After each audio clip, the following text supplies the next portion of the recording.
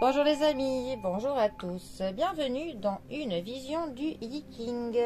Alors le Yiking qui est un art de divination ancestrale qui vient de Chine, qui se pratique avec 24 baguettes ou avec 3 pièces comme ceci.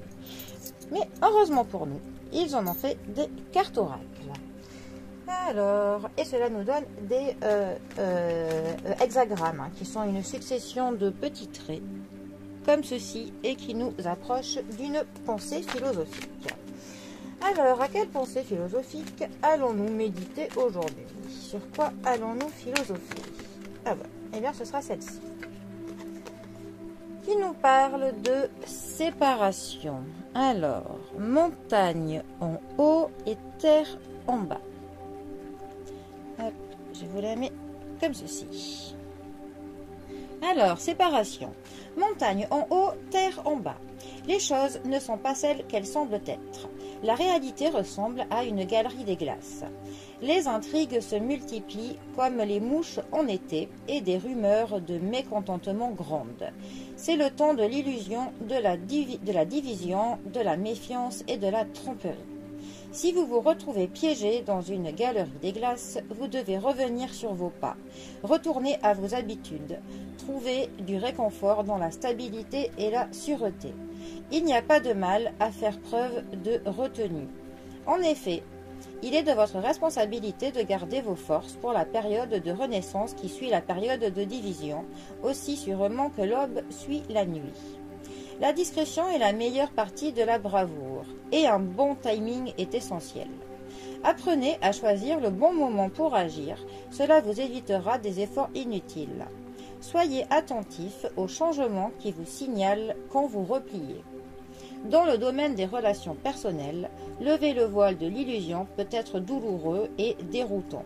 Quand cela arrive, il vaut mieux éviter de se lancer dans de nouvelles démarches audacieuses. Et surtout, il est important de ne pas tirer de conclusions hâtives lorsque l'on sent que rien n'est vraiment ce qu'il paraît. Alors oui, la séparation. C'est vrai que parfois, dans la vie, il n'y a pas le choix, il faut se séparer. Se séparer d'un travail, se séparer d'une personne, se séparer d'un lieu. Enfin, il faut se séparer de quelque chose.